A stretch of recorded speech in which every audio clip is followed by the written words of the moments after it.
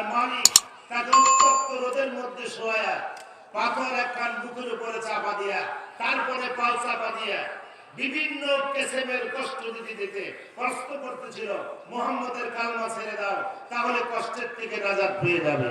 আর তুমি যদি মুহাম্মদের কালমা না ছেড়ে দাও তাহলে এই কষ্ট আরো তীব্রতর থেকে তীব্রতর হবে, কষ্ট থেকে তুমি নাজাত পাবে না। হযরত বেলাল তখন বলেছেন আহাদুন আহাদুন আহাদুন আহাদুন, চিৎকার দিয়ে সুবহানাল্লাহ। এরপরে বেলালকে ক্রয় করে নেওয়া হয়েছে। আল্লাহর নবী বেলালকে মসজিদের মুয়াজ্জিন হিসাবে নিযুক্ত করলেন, কিন্তু বেলালের মধ্যে সমস্যা ছিল। হযরত বেলাল শিন শব্দটা, শিন অক্ষরটা উচ্চারণ করতে পারতেন না। শিন উচ্চারণ করতে গেলে সিন হয়ে যাইত, আসাদু বলতে গেলে আসাদু হয়ে যাইত। দীর্ঘদিন পরে সাহাবা کرامদের পক্ষ থেকে আল্লাহর নবীর সমীপে একটা মামলা দায়ের করা হলো যে আরব দেশটা হলো আরবী দেশ, যে দেশের মানুষের মাতৃভাষা আরবি। এই মাতৃভাষা আরবি যেই দেশের, সেই দেশের মসজিদের মুয়াজ্জিন যদি আসাদু বলার জায়গায় আসাদু বলে তাহলে শুনতেও ভালো লাগে না, দেখতেও ভালো দেখায় না। নবীজি বললেন আমার কাছে সদুক্তি নাই, তোমরা যদি বাদ দিতে চাও বেলালকে তাহলে আজকে ঈশার নামাজের পরে বাদ দিয়ে দাও, ফজরে অন্য মুয়াজ্জিন এসে আযান দিবে।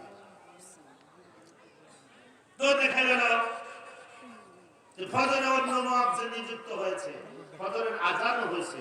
সুবহানাল্লাহ, সুবহানাল্লাহ। ফজরের আযান হয়ে গেছে, ফজরের আযান শেষ হয়ে গেছে। আল্লাহ তাআলা জিবরাইলকে ডেকে বললেন, জিবরাইল তুমি আমার বন্ধুর কাছে যাও, জিজ্ঞাসা করো আজকে কি মক্কার ঘরে ফজরের আযান হবে না? নবীজি বললেন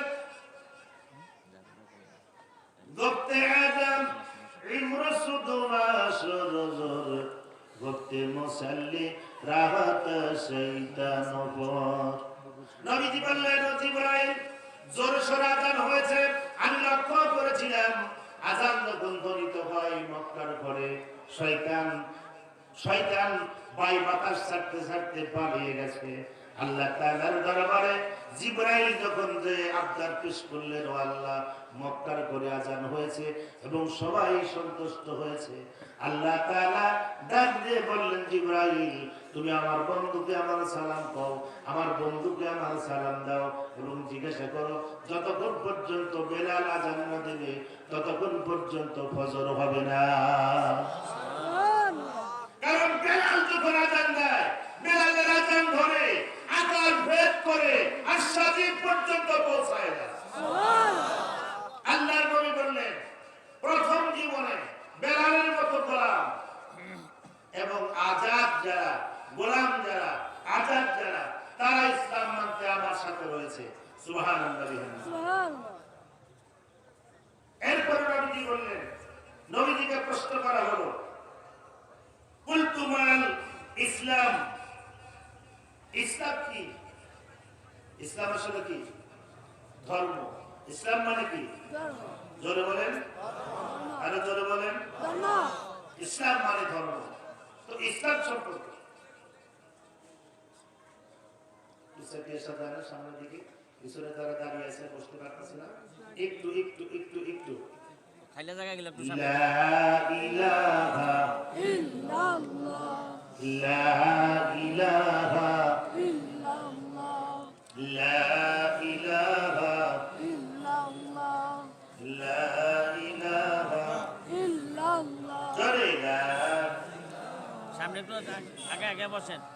লা ইলাহা ইল্লাল্লাহ। আগে আসেন, আগে আসেন, দরকার আগে আসেন, পিছনের লোকগুলো বসে থাকুন। লা ইলাহা ইল্লাল্লাহ, জোরে লা ইলাহা ইল্লাল্লাহ। যে কালেমাটা আপনি জবান দিয়ে করতেছেন, কালেমাটার মধ্যে 24টা হরফ আছে। কয়টা? যে কালামটা পড়তেছেন এই কালেমার মধ্যে অক্ষর কয়টা? 24টা। কয়টা? জোরে বলেন। একনিষ্ঠভাবে হবে মহব্বতের সাথে। যদি কোনো ব্যক্তি কালেমা পুরা লা ইলাহা ইল্লাল্লাহ এটা তার জবান থেকে বার করে, আল্লাহ তাৎক্ষণিকভাবে তার 24 বছরের গুনাহ মাফ করে দেন। সুবহানাল্লাহ। ওই বছরের গুনাহ মাফ করে। এটা পড়া দরকার আছে না নাই? একটু আওয়াজ দিয়ে পড়ে লা ইলাহা ইল্লাল্লাহ লা ইলাহা ইল্লাল্লাহ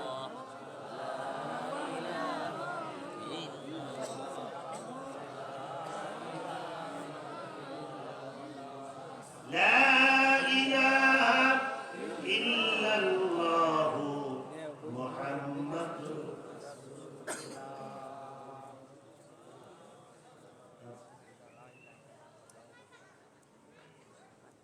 তো আল্লাহ নবী বললেন, আল্লাহ নবীর প্রশ্ন করা হলো ইসলাম মানে কি? নবীজি বললেন ক্বালা তাইয়িবুল কালাম ওয়া ইতআমুত তাআম। সুবহানাল্লাহ। সুবহানাল্লাহ। নবীজি বললেন তাইয়িবুল কালাম পবিত্র কথা, নরম কথা। সুবহানাল্লাহ বলেন। সুবহানাল্লাহ। ইসলাম মানে নরম কথা। যদি কেউ কঠিন ভাবে আপনাকে বলে, আপনি নরম ভাষায় জবাব দিবেন। তারপর কি? তাইয়িবুল কালাম। এরপরে বললেন ওয়া ইতআমুত তাআম। সুবহানাল্লাহ বলেন। অভুক্তকে খাবার দেওয়া, অভুক্তকে খাবার দেওয়া। এটা আমরা বুঝি না, এটা তো উঠেই গেছে এখন ফতোয়াবাদের কারণে। এটা চলে যাওয়ার দ্বার প্রান্তে বসায় গেছে। আব্দুল্লাহ বিন মুবারক রাহমাতুল্লাহ আলাইহি উনি হজ পালন করতে যাবেন। কোথায় যাবেন? হজ করতে, হজের জন্য নিয়ত করেছেন। ওনার এক বন্ধুর সাথে আগামীকালকে টাকা জমা দিবেন। এই জন্য দুই বন্ধু পরামর্শ কইরা উনি স্থির করেছেন যে আগামীকালকে হজের টাকা জমা দেওয়া হবে। কিন্তু রাতের বেলা একটা ঘটনা ঘটে গেছে। রাতের বেলায় ঘটনাটা হলো ছোট ছেলেটা গোশ ছাড়া ভাত খাবে, কিন্তু গোশের কোনো ব্যবস্থা বাড়িতে নাই। ছোট ছেলেটা কি খাবে? তো পাশের বাড়ির গরিব মানুষ, এই গরিব মানুষের বাড়ির থেকে গোশের গন্ধ বের হয়েছে। আব্দুল্লাহ বিন মুবারক বললেন তোমরা পাশের বাড়ি যাও, এক টুকরা গোশ একটু ঝোল দিলেই ওই বাচ্চা ছেলেটার খাওয়া হয়ে যাবে। তো একটু যাও তো দেখে, আমার কথা গিয়ে বলো। এই সমস্যা আছে? বলবো না বাদ দেবো? তো সেই বাড়িতে যাওয়া হলো। গরিব মানুষটার বাড়িতে গিয়া বললেন যে এক টুকরা গোশ একটু ঝোল দিতে হবে, কারণ আব্দুল্লাহ বিন মুবারকের ছোট ছেলেটা গোশ ছাড়া ভাত খাবে না। লোকটা দিতে অস্বীকার করে যে না, এটা দেওয়া যাবে না। তো ছেলে কান্না করতেছে। আব্দুল্লাহ বিন মুবারক রাহমাতুল্লাহ আলাইহি উনি চিন্তা করলেন সর্বনাশ, তাহলে আমি যদি যাই, আমি গেলে হয়তো দিবে লজ্জায় করে। তো উনি এক পায় তো পায় করে ওই গরিব মানুষটার বাড়িতে চলে গেছেন। গরিব মানুষটার বাড়িতে যখন গেছেন, তখন লোকটা একটু হতবাক হয়ে গেল, সর্বনাশ এখন কি করি, কোন জায়গায় বসাই, কোন জায়গায় কি করি। একটা চেয়ার দৌড়িয়ে একটা চেয়ার দিল, বললে আমি বসতে আসি না। তো বললেন তাহলে, বললাম যে উনি বললেন যে ছোট ছেলেটা খাওয়ার জন্য অস্বীকার করেছে, গোশত না বলে খাবে না। তো তোমার বাড়িতে গোশত রান্না হয়েছে, আমি গন্ধ অনুভব করেছি। এক টুকরা গোশ একটু ঝোল দিলেই ছেলেটা বেঁচে যায়, খেয়ে যায়, তাহলে তার রাতের খাওয়াটা হয়। তো একটু এক টুকরা গোশ আর একটু ঝোল দেওয়া যাবে না? উনি বললেন না, এটা আপনার জন্য দেওয়া যাবে। লোকটা কেমন যেন হতবাক হয়ে গেল, সর্বনাশ। লোক মাধ্যমে খবর দিলাম, তারপরে দেয় নাই, আমি নিজে আসলাম, তারপরে দিতে চাই না। ব্যাপারটা কি হলো বলেন, তোমার ব্যাপারটা কি হয়েছে? লোকটা বলতে লাগলো, আমি গরিব মানুষ, আমার বাড়িতে গোশের ব্যবস্থা হয় না। প্রত্যেকদিন আপনার বাড়িতে গোশ রান্না হয়, আপনার বাড়িতে গন্ধ আমার ছেলে মেয়ের নাকে আসে, আর ছেলে মেয়েরা কান্নাকাটি করে। আমি তো গরিব মানুষ, ভাতই জোগান দিতে পারি না, গোশের জোগান দেবো কিভাবে? তবে আজকে কাজে যাওয়ার সময় আমি কর্মস্থলে যখন রওনা হয়েছি, হঠাৎ করে বনের পাশে একটা মরা ছাগল দেখলাম। আমি তার হাত পা মেরে দেখলাম, ছাগলটা তখন পর্যন্ত নরম আছে, বুঝতে পারলাম অনেকক্ষণ ধরে মারা যায় নাই, সবই মনে হয় মারা গেছে। ওই ছাগলটা আমি তার খাল বাকল করে ওইখান থেকে গোষ্ঠীতে রান্না করে দিয়েছি। আমার ছেলে মেয়ে কিন্তু এটা জানে না। আব্দুল্লাহ বিন মুবারক রাহমাতুল্লাহ আলাইহি বললেন, কোন হাড়ির মধ্যে গোশত রান্না করছে এটা আমারে দেখাও। হাড়ির গোশত নিজের হাতে ধরে কুত্তার সামনে ঢেলে দিয়ে বললেন, চলো আমার সঙ্গে বাজারে যাই। বাজারে খাসি কিনা হলো, উনি এসে আল্লাহর নামে জবাই করে দিলেন। চাউলের ব্যবস্থা করা হলো, আটার ব্যবস্থা করা হলো, রুটির ব্যবস্থা করা হলো। এরপরে বললেন খাওয়া দাওয়া।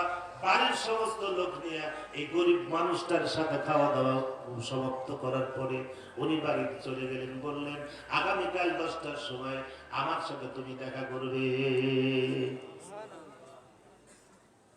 লোকটা সকালবেলা 10টা যখন বাজে আগের থেকেই গেছে। চিন্তা করলেন যে যাইতে যখন বলছে যাই। সকাল 10টা প্রায় বাজে, এমন সময় গরিব মানুষটা আব্দুল্লাহ বিন মুবারকের বাড়িতে উপস্থিত হয়েছে।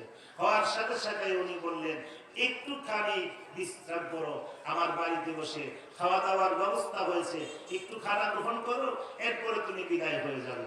উনি বললেন যে স্যার, আমি তো কাজে যাব, আমি বসে থাকলে চলবে না, কাজে যাওয়া লাগবে, আর কাজে যদি না যাই তাহলে আমার ছেলে রওনা হয়ে থাকবে। আব্দুল্লাহ বিন মুবারক ঘরের ভিতরে গিয়ে হজের যে টাকাগুলা ছিল, হজে যাওয়ার জন্য জমা দিতে যাই টাকাগুলা সব বের করে লোকটার হাতে দিয়ে দিয়া বলল, নাও এই অর্থ নিয়ে যাও, এরপরে তুমি এই দিয়ে ব্যবসা করে প্রতিষ্ঠিত হবে। 11টা বাজে বন্ধু চলে এসেছে আব্দুল্লাহ বিন মুবারকের সামনে। বন্ধু, দোস্ত চলো যাই, টাকা জমা দিতে হবে। আব্দুল্লাহ বিন মুবারক বললেন, না এই বছর আমার হজে যাওয়া হবে না, সম্ভব নয়, আগামীতে চেষ্টা করবো হজে যাওয়ার জন্য, তবে তুমি যাও। বন্ধু হজে গেছেন, বন্ধু হজে গেছেন। আরাফাতের মাঠে যখন অবস্থান নিয়েছেন, উনি চক্ষু বন্ধ করে দেখেন বিশ্বনবী সরকারে দো আলম নূরে মুজাসসাম মুহাম্মদুর রাসূলুল্লাহ সাল্লাল্লাহু তাআলা আলাইহি ওয়াসাল্লাম চোখ বন্ধ অবস্থায় তার সামনে এসে বললেন, এই বছর তোমাদের হজ আব্দুল্লাহ বিন মুবারকের ওসিলায় কায়েম হয়েছে। বন্ধু চিন্তা করতে লাগলো, সর্বনাশ, এ কেমন কথা হলো যে হজে আসে নাই তার ওসিলায় হজ কবুল হয়। বন্ধু হজ থেকে বেরোতে আগ্রহ করে আব্দুল্লাহ বিন মুবারকের বাড়িতে গিয়ে প্রশ্ন করলেন, আমি জানতে চাচ্ছি, ও আব্দুল্লাহ বিন মুবারক, তুমি এমন কি নেকের কাজ করেছিলে যার জন্য তোমার ওসিলায় এই বছর হাজীদের হজ মঞ্জুর হয়েছে? আব্দুল্লাহ বিন মুবারক বললেন, আমি মর্মাহত হয়েছিলাম, তাই হজের টাকাটা একজন গরিব মানুষকে দিয়ে দিয়েছি। সুবহানাল্লাহ বলেন। এর নাম কি? দান করা। কি নাম? দান করা। তাহলে মসজিদে দান করা লাগবে, মাদ্রাসায় সমানে নাকি দৌড় মারবেন? হ্যাঁ, এরপরের কথা আল্লাহর নবী বলেছেন, অন্যখানে অন্য হাদিসের আমানতের মধ্যে লেখা আছে যে সাহাবীরা প্রশ্ন করেছেন, আইয়ুল ইসলাম খায়রুন। নবী বলেছেন, ক্বালা তুতিমু তাআম ওয়া তাকরাউস সালাম মান আরাফতা ওয়া মান লাম তা'রিফ আও কামা ক্বালা নবী সাল্লাল্লাহু তাআলা আলাইহি ওয়াসাল্লাম। বিশ্বনবীকে প্রশ্ন করা হয়েছে, ইসলামের কোন অংশ সবথেকে ভালো? নবী বললেন, ক্বালা তুতিমু তাআম, অভুক্ত মানুষকে খাদ্য দেওয়া। 2 নম্বর হলো চেনা অচেনা সকলকে সালাম দেওয়া। এইটা হলো সব থেকে ইসলামের মধ্যে ভালো কাজ। চিৎকার দিয়ে সুবহানাল্লাহ। আল্লাহর নবী বললেন, প্রশ্ন করা হলো যে ইসলাম কি? নবীজি বললেন, তাইয়িবুল কালাম, নরম কথা। সুবহানাল্লাহ বলেন। কি কথা? নরম কথা। ওয়া ইতামুত তাম, এবং অভুক্তকে খাদ্য দেওয়া। কুলতু মালাল ঈমান ক্বালা আস-সাবরু ওয়াস-সামাহাতু। চিৎকার দিয়ে সুবহানাল্লাহ। আল্লাহ নবীকে আবার প্রশ্ন করলেন যে ঈমান কাকে বলে? নবীজি বললেন, ধৈর্য ধারণ করা এবং দান খয়রাত করা। সুবহানাল্লাহ। সুবহানাল্লাহ। কি করা? আব্দুল্লাহ বিন মুবারকের মতো দান করা। সুবহানাল্লাহ। দ্বিতীয়বার বললেন যে ধৈর্য ধারণ করা। ধৈর্য ধারণ করছে হযরতে সুমাইয়া রাদিয়াল্লাহু তাআলা আনহা।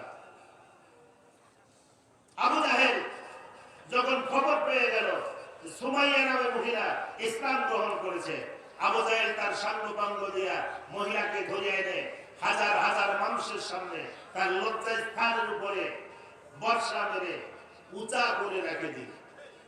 এবং স্বামীর কাছে খবর দেওয়া হয়েছে তোমার স্ত্রীকে উপযুক্ত সাজা দেওয়া হচ্ছে, তুমি দৌড়িয়ে আসো।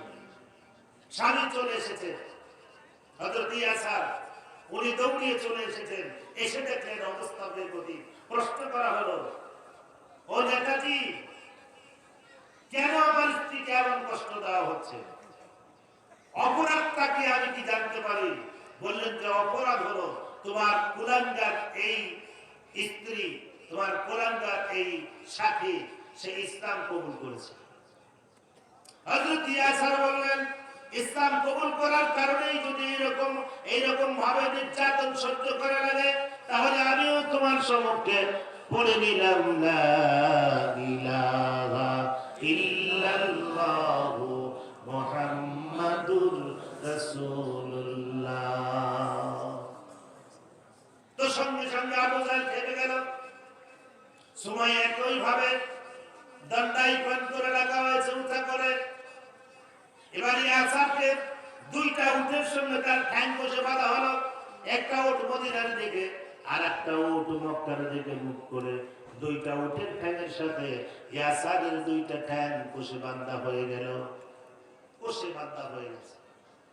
বেঁধে দেওয়ার পরে আবু জাহেল বলতেছে, তুমি কি বুঝতে পারো তোমার মধ্যে আকল আছে, জ্ঞান আছে? এই গাদা দুইটার যদি দুই দিকে আমি দাঁড়াই দিই, তোমার অবস্থা কেমন হবে? এখনো পর্যন্ত মুহাম্মাদের কালমা ছেড়ে দাও, তাহলে আমি তোমাকে ছেড়ে দেব। নইলে আমি অর্ডার করে দেবো দুইটা গাধারে দুই দিকে যাওয়ার জন্য। আর দুইটা গাধা যদি দুই দিকে চলে যায়, তাহলে তোমার সমস্ত শরীর দুই ভাগে বিভক্ত হয়ে যাবে। ইয়াসার ধৈর্য ধারণ করে বললেন, তুমি যদি ইচ্ছা করো গাধা দুইটারে দুই দিকে তাড়িয়ে দেওয়ার জন্য, তাড়িয়ে দিতে পারো, কিন্তু আমি জান্নাতের গন্ধ আমার নাকে পৌঁছাচ্ছে, জান্নাতের গন্ধ পেয়েছি, আমি কালমা ছাড়তে রাজি নই। ছোট্ট বাচ্চা হযরত আম্মার রাদিয়াল্লাহু তাআলা মার সামনে দাঁড়িয়ে মার সামনে গিয়ে আবদার করলেন, মা, ও মা, রক্তক্ষরণ হয়ে তুমি সাদা হয়ে গেছো, আমার মনে হয় তুমি আর আমাকে মা ডাকের সাড়া দিতে পারবে না। তুমি যদি বিদায় হয়ে যাও গো মা, কে আমার আদর করবে, কে আমার সোহাগ করবে? তুমি কার জন্য আমাকে রেখে গেলা, একটু আমাকে বলো। মা বলতেছে, তোর জন্য রেখে গেলাম, তোর জন্য রেখে গেলাম একজন মানুষকে, তিনি হলেন আখিরি জামানার পয়গম্বর মুহাম্মাদুর রাসূলুল্লাহ। একজন মানুষকে তোমার জন্য আমি রেখে গেলাম, তুমি ওনার কাছে গেলেই শেল্টার পাবে। সুবহানাল্লাহ। এটা ধৈর্য ধারণ করলেন। আল্লাহর নবী বললেন, ওয়াল সাবরু ওয়াস সামাহা, ধৈর্য ধারণ করা এবং উপযুক্ত ভাবে দান করা। সুবহানাল্লাহ। কি করা? দান তো বোঝেন? হ্যাঁ, দান বোঝেন না? এরপর আল্লাহর নবীকে প্রশ্ন করা হলো, ক্বালা কুলতু আইয়ুল ইসলাম আফযাল। আল্লাহর নবীকে প্রশ্ন করা হলো, ইয়া রাসূলুল্লাহ, ইসলামের মধ্যে আফযাল কোন কাজটা? আল্লাহর নবী বললেন, ক্বালা মান সালিমাল মুসলিমুনা মিন লিসানি ওয়া ইয়াদি। সুবহানাল্লাহ। আগে যে মুসলিম নিয়ে কথা হলো, কোরআনুল কারীমের ভাষা আল্লাহ তাআলা বললেন। এবার হাদিসের বর্ণনার মধ্যে আল্লাহর নবী বললেন, মান সালিমাল মুসলিমুনা মিন লিসানি ওয়া ইয়াদি। একজন মুসলমানের হাতের দ্বারা, একজন মুসলমানের মুখের দ্বারা অন্য কোন মুসলমান কষ্ট কষ্ট পাবে। আর যদি অন্য কোন মুসলমান কষ্ট পায়, তাহলে তার মুসলমানিত্ব থাকবে না। যুদ্ধের ময়দানে মুসলিমদের সেনাপতি হযরত আলী, কাফের সেনাপতি অন্য একজন লোক, এই মুহূর্তে নামটা আমার মনে আসতেছে না। তো কাফের সেনাপতি সিরিয়ার পার্সেন লোক চিন্তা করলো যে আলী হলো অল্প বয়সের মানুষ, যুদ্ধের কৌশল আলীর বেশি জানা নাই, আমি কৌশলী, যুদ্ধের কৌশল আমার জানা আছে, তবে এমন একটা হিকমত করে আলীকে ঠকাই দেব, মুসলিমদেরকে আমি ঠকাই দেব, অনাহিত কোন মানুষকে আমি হতাহত হতে দিব না। কাফের সেনাপতি তলোয়ার উঁচা কইরা সামনের দিকে আসতে লাগলো। আলী রাদিয়াল্লাহু তাআলা আনহু চিন্তা করলেন তাহলে মনে হয় উনি কোন সন্ধি স্থাপন করবেন। হযরত আলী লোকটার দিকে এগিয়ে চলল। কাফের সেনাপতি বলল, আলী তুমি মুসলমানদের সেনাপতি, আমি কাফেরদের সেনাপতি, তবে অনাহিত সাধারণ পেশাদার লোকজনের মার দিয়ে লাভ নাই, তোমার সাথে আমার যুদ্ধ হবে, আমি যদি জিতে যাই আমার দল উত্তীর্ণ হবে, আর তুমি যদি হেরে যাও তাহলে তোমার দল হেরে যাবে। হযরত আলী বললেন তাই হবে। তো যুদ্ধের জন্য দুইজন তৈরি হয়ে গেছে, যুদ্ধের জন্য দুইজন কি তৈরি হয়ে গেছে। সিনিয়র পার্সেন্ট লোকটা কাফের সেনাপতি বলল, তুমি অল্প বয়সের মানুষ, তুমি আমার আঘাত দাও। হযরত আলী বললেন, মুসলমানের নৈতিক চারিত্রিক গুণাবলী এরকম নয়, আঘাত না পাওয়া পর্যন্ত আঘাত করো। সুবহানাল্লাহ বললেন না? সুবহানাল্লাহ।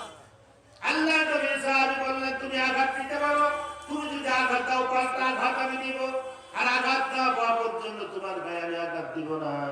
কাফের সেনাপতি আঘাত দেওয়ার জন্য তৈরি হয়ে গেল এবং আলীকে লক্ষ্য করে বললেন, আলী তুমি রেডি হও, তৈরি হও, আমি তোমার গায়ে কিন্তু আঘাত দিব। আঘাত দেওয়ার জন্য কাফের সেনাপতি যখন তরবার তুলেছে এবং তরবার তোলার সঙ্গে সঙ্গে অল্প সময়ের মধ্যেই আঘাত দিয়ে দিয়েছে। এত জোরে আঘাত দেওয়া হয়েছে, এত জোরে আঘাত দেওয়া হয়েছে, তারপরও আলী ঢাল দিয়ে তরবার দিয়ে কায়দা কৌশলের মাধ্যমে তরবারটা প্রতিহত করে দিয়েছে। বলবেন না কিছু? কোন দিকে তাকাইছে? এরপরে কাফের সেনাপতির তলোয়ারটা ভেঙে গেল। আল্লাহর নবীর সাহাবী আলী বলেন, তুমি তলোয়ারের ব্যবস্থা করে নাও, নইলে তোমার হাতে যদি তলোয়ার না থাকে তোমার আমি পাল্টা জবাব দেব কেমন করে? নিরস্ত মানুষকে আমি আঘাত দিতে চাই না। কাফের সেনাপতি তলোয়ার হাতে নিয়েছে, তলোয়ার হাতে নিয়ে লক্ষ্য করতেছে আলীর দিকে। আলী কি করে? হঠাৎ কইরা হযরত আলীর পক্ষ থেকে আওয়াজ উঠে গেল, তুমি রেডি হও কাফের সেনাপতি, আমি তোমার আঘাত দিব। কাফের সেনাপতি বিক্রমে রেডি হয়েছে, তৈরি হয়েছে। আলী আল্লাহু আকবার বলে দিয়া এত জোরে আঘাত দিয়েছে যে কাফের সেনাপতি তলোয়ার ভেঙে, ঢাল ভেঙে কাফের সেনাপতি জমিনের মধ্যে পড়ে গেছে। আলী রাদিয়াল্লাহু তাআলা আনহু অমনি দৌড়িয়ে গিয়ে বুকের উপরে ঝাঁপ দিয়ে বসে হাত থেকে তলোয়ার বের করে এবার পছন্দ মতো জায়গায় বসালো। বুকের উপর যদি বসে তাহলে পছন্দ কোন জায়গা? হ্যাঁ, কাফের সেনাপতি চিন্তা করলো, ধরা যখন পড়েই গেছি, আমি বক্কর খাটাইছিলাম, হেকমত খাটাইছিলাম, হেকমতে যখন ধরা পেয়ে গেলাম, এখন তাড়াহুড়া করে আলীর মধ্যে যদি রাগ গড়িয়ে দিতে পারি তাহলে আমি তাড়াতাড়ি আমার মৃত্যু হবে, আমি কষ্টের থেকে নাজাত পেয়ে যাব। আলী গলার উপরে ছুরি চালাবার জন্য মুখটা যখন লেভেল পজিশনে চলে গেছে, কাফের সেনাপতি এক গাল থুতু জড়ো করে আলীর মুখের দিকে মেরে দিল। তাৎক্ষণিকভাবে আল্লাহর নবীর সাহাবী, আল্লাহর নবীর জামাতা হাসান হুসাইনের বাবা হযরত আলী রাদিয়াল্লাহু তাআলা আনহু ওই কাফের সেনাপতির বুক ছেড়ে দিয়ে খাপের মধ্যে তলোয়ার ঢোকা দিয়ে বলল, যা চলে যা, পালিয়ে যা, আমি তোর পশমের উপরও আঘাত দিতে চাই না। কাফের সেনাপতি প্রশ্ন করল, ও আলী তুমি আমার গায়ে কেন আমার পশমে আঘাত দিতে চাও না? গা তো দূরের কথা, আল্লাহর নবীর সাহাবী হযরত আলী বলেছেন, এতক্ষণ দিনকে প্রতিষ্ঠা করবার জন্য, কোরআনের রাস্তে কায়েম করবার জন্য, আল্লাহর দ্বীনকে জমিনে প্রতিষ্ঠিত করবার জন্য তোর সঙ্গে আমি যুদ্ধ করেছি, কিন্তু ব্যক্তিগতভাবে তুই যখন তোর গালের থুতু আমার মুখে মেরে দিয়েছিস, ব্যক্তিগত আক্রোশ আমার তৈরি হয়ে গেছে। আর এই ব্যক্তিগত আক্রোশ থাকার সময় তোর গায়ে যদি আঘাত দিই, আল্লাহ তাআলার দরবারে আমাকে কৈফিয়ত দিতে আমি পারবো না। কাফের সেনাপতি বলতে লাগলো, এই চারিত্রিক গুণাবলী কে তোমাকে শিক্ষা দিয়েছে?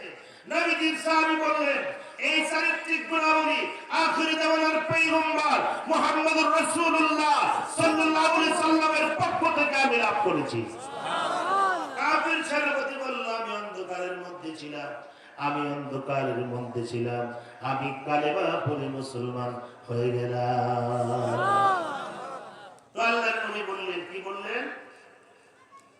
মুসলমানের হাতের দ্বারায়, মুখের দ্বারায় আক্রান্ত হবে না।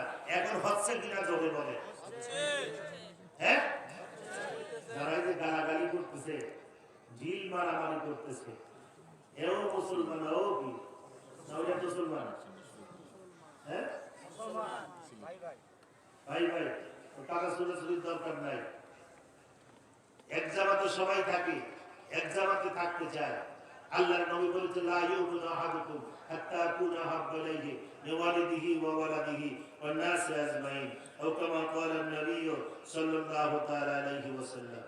এরপরে সামান্য একটু আছে, এরপরে আমি মুনাজাতে হাত দেব। আল্লাহর নবীকে পরে প্রশ্ন করা হলো, কুলতু আইয়ুল ঈমানু আফজাল, ঈমানের সবথেকে আফজাল কোনটা, পরিপূর্ণ কোনটা? নবীজি বলেন, ক্বালা খুলুকুল হাসান, সুবহানাল্লাহ, উত্তম চরিত্র। নবী বলেন কি? উত্তম চরিত্র, উত্তম চরিত্র, উত্তম চরিত্র, সুবহানাল্লাহ। এরপর নবীকে প্রশ্ন করা হলো, ইয়া রাসূলুল্লাহ, ইয়া হাবিবাল্লাহ, ক্বালা কুলতু আইয়ুস সালাতু আফজাল। আল্লাহ নবীকে প্রশ্ন করা হলো, ইয়া রাসূলুল্লাহ, ইয়া হাবিবাল্লাহ, সালাতের মধ্যে, নামাজের মধ্যে কোন অংশটা ভালো? সুবহানাল্লাহ। তার মধ্যে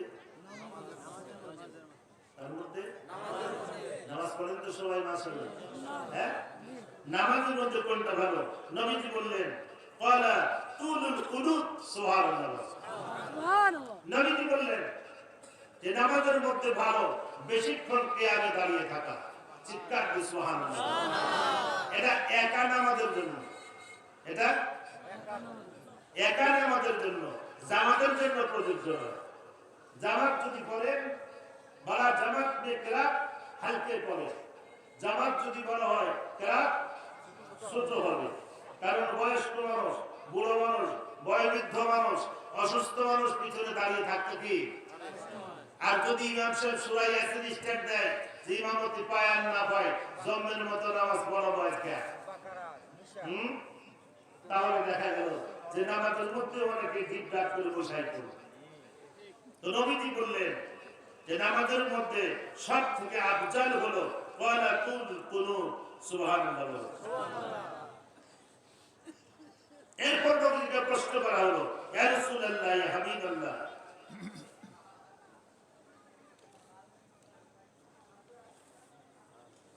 আইয়ুস সাআতি আফদাল? ক্বালা যাওফুল লাইলিল আখির, সুবহানাল্লাহ। আল্লাহর নবীকে প্রশ্ন করা হলো, ইবাদতের সময় কোনটা সবথেকে ভালো? কিসের? জোরে ইবাদত বুঝেন? হ্যাঁ, নামাজ, রোজা, হজ, যাকাত, জিকির, তাসবিহ, মুরাকাবা, মুশাহাদা, এটা ইবাদত। সুবহানাল্লাহ। আল্লাহর হুকুম মতো চলার নাম ইবাদত, আল্লাহর নবীর হুকুম মতো চলার নাম ইবাদত। একটা সম্পূর্ণ ইবাদত। কিন্তু আল্লাহর নবীকে প্রশ্ন করা হলো যে ইবাদতের মধ্যে কোনটা সবথেকে ভালো? আল্লাহর নবী বললেন, শেষ রাতের মধ্যভাগ। সুবহানাল্লাহ। শেষ রাতের মধ্যভাগ। আমি ইনশাআল্লাহ অনেক রাস্তা রান করে এসেছি। আমি অসুস্থ হয়ে গেছিলাম, চিন্তা করছিলাম না যে আমি কথা বলতে পারবো। তো আপনাদের দোয়া চাইছিলাম, আল্লাহ মেহেরবানি করেছেন। আপনারা হয়তো দোয়া করেছিলেন, যার জন্য আমি কথা বললাম স্বল্প পরিসরে। তো আরো সামনের দিকে একটু আগাবো ইনশাআল্লাহ, যদি আপনারা রাজি থাকেন। তো সব থেকে বড় বাসনা হলো, সব থেকে বড় কামনা হলো, 7 বছর আগে একবার আসছিল। এই 7 বছর কমিটি আমার আর খোঁজ নেই। তো এই বছর খোঁজ নেওয়ার কারণে আমি অত্যন্ত খুশি হয়ে গেলাম এবং অসুস্থ অবস্থায় আমি অবশ্য রওনা হয়ে গেছি। এবং বিকালে যে অবস্থা ছিল, বাসার থেকে যখন বের হলাম ঢাকা জয়দেবপুর থেকে, তখন চিন্তা করছিলাম যে মনে হয় কোনো ক্লিনিকে ভর্তি হয়ে যায়। তো আল্লাহ আল্লাহ করলাম, চিন্তা করলাম দাওয়াত ফেল করি না আমি। অন্য কাউ পোষা মৌলবী হইলে ক্লিনিকে ভর্তি না, বাসায় ফেরত চলে যেত, যে দরকার নাই ওয়াজের। তো 7 বছর পরে আমি যখন আসছিলাম তখন কমিটির সভাপতি সাহেব উনি বললেন, হযরত মসজিদের জন্য দোয়া চাই। তো মসজিদের জন্য আমি দোয়া করে গেলাম। এখন 2 তালা ভবন রেডি হয়েছে, হ্যাঁ 3 তালা কমপ্লিট হয়েছে, মাশাআল্লাহ মারহাবা, সকলে আমিন বলেন। এবং সভাপতি সাহেব আমার কাছে একটু আবদার করছে, অল্প কিছু টাকা লাগবে, উপরে ইট বালু পরিষ্কার পরিচ্ছন্ন রাখা যায় না, নামাজের জন্য জায়গাটা বেশি সুবিধার না, তো একটু টাইলসের ব্যবস্থা করতে পারলে ভালো। মসজিদ কিয়ামতের কঠিন ময়দানে মুসিবতের সময় আল্লাহ তাআলা 7 জন মানুষকে আর শাজিমের নিচে জায়গা দিবে, সুবহানাল্লাহ বলেন। তো 1 নম্বর মানুষ, 1 নম্বরে আল্লাহর নবী বলেছেন যেই লোকটা ইহসান করে,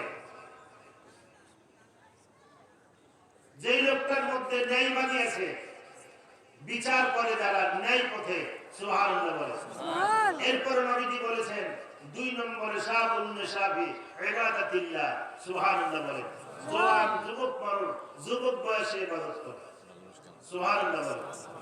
এরপরে বললেন 3 নম্বরে ওই লোকটা আরশাদের নিচে জায়গা পাবে, মুআল্লিকুন ফিল মাসাজিদ, সুবহানাল্লাহ বলে। যেই লোকটা জান এবং মাল, যেই লোকটা জান এবং মাল মসজিদের সাথে লাগানো থাকে, আযান দিলেই মসজিদে চলে যায়। আযান দিলে কি? আযান দিলে না, আযান যখন দেওয়া হয় আযানের সময় মুয়াজ্জিন সাহেব আপনাকে আহ্বান করে, হাইয়া আলাস সালাহ, নামাজের জন্য আসো। প্রশ্ন করছেন, এই মৌলভী তুমি হাইয়া আলাস সালাহ করো, হাইয়া আলাস সালাহ করলে গেলে কি লাভ হবে? মৌলভী তারপরে বলে, মুয়াজ্জিন সাহেব কি বলেন, হাইয়া আলাল ফালাহ, তোমার মঙ্গল হবে। নামাজের জন্য তুমি যদি যাও তাহলে কি হবে? জোরে বলেন কি হবে? সে আবার বলে হাইয়া আলাল ফালাহ, যদি নামাজের জন্য আসো তাহলে মঙ্গল হবে, সুবহানাল্লাহ। আল্লাহ তাআলা কোরআনুল কারীমের ভাষায় বলেছেন, ফাল ইয়াবুদু রাব্ব হাযাল বাইত আল্লাযী আত'আমাহুম মিন জু' ওয়া আমানাহুম মিন খাউফ। আল্লাহ তাআলা বলেন, মসজিদের মুয়াজ্জিন যখন আযান দিয়ে দিল, হাইয়া আলাস সালাহ হাইয়া আলাল ফালাহ, এইটা শোনার পরে তুমি যদি মসজিদে ইবাদতের জন্য যাও, আমি আল্লাহ তাআলা ঘোষণা দিলাম, মসজিদে ইবাদত করবার জন্য যাওয়ার কারণে আমি আল্লাহ জিন্দেগিতে খোদার জন্য খোদাই খাদ্যের অভাব তোমার আমি দেব না। ওয়া আমানাকুম মিন খাউফ, তাগুন মানে খাদ্য, আতা'আমাহুম মিন জু', জু'ইন মানে খোদা। আল্লাহ তাআলা বললেন যে খাদ্যের অভাবে আমি তোমার খোদায় কষ্ট দিব না, সুবহানাল্লাহ। এরপরে তোমার জীবনের নিরাপত্তা দান করব, সুবহানাল্লাহ বলেন। ওয়া আমানাকুম মিন খাউফ, মসজিদে গেলেই যদি, মসজিদে যাওয়ার পরে ইবাদত করলে যদি এতটা লাভ হয়, তাহলে মসজিদ যদি আপনার টাকায় তৈরি হয় তাহলে আপনি আরো বেশি লাভ করতে পারবেন। এই জন্য সকলের কাছে আমার পক্ষ থেকে উদাত্ত আহ্বান হলো, যত মহল্লা এখানে আছে সভাপতি সাহেব বললেন 1000 করে টাকা দিলেই মনে হয় তাই শেষ হয়ে যায়। তবে আপনাদের কাছে আমার পক্ষ থেকে আবদার হলো 10,000 টাকা, 10,000 টাকা দেওয়া যায় এমন একজন লোক একটু হাত জাগাবেন হুজুর। আমি 10,000 সভাপতি সাহেব কাজী মিজানুর রহমান, মাশাআল্লাহ মারহাবা। লিখতেছে সভাপতি সাহেব 10,000 টাকা দান করলেন। জোরে জোরে বলেন মারহাবা, আর একটু জোরে বলেন মারহাবা। একটু দোয়া দিই, আল্লাহুম্মা আমিন। আল্লাহ তাআলা মসজিদের সভাপতি সাহেব 10,000 টাকা দান করেছেন। কেন করেছেন আমি জানি না। এক উদ্দেশ্য পড়া করে দাও, হায়াত বৃদ্ধি করে দাও, অসুস্থ শরীর সুস্থ বানিয়ে দাও, জন্মে বরকত দিয়ে দাও, সন্তানদেরকে ভালো বানিয়ে দাও। আয় আল্লাহ, কিয়ামতের কঠিন আদালতে উঠবার আগে এই জীবদ্দশায় মক্কা মদিনা না দেখায় তুমি মৃত্যু দিও না, আমিন। দেখেন তো 2 নম্বর একজন লোক উঠে যায় কিনা 10,000 টাকা।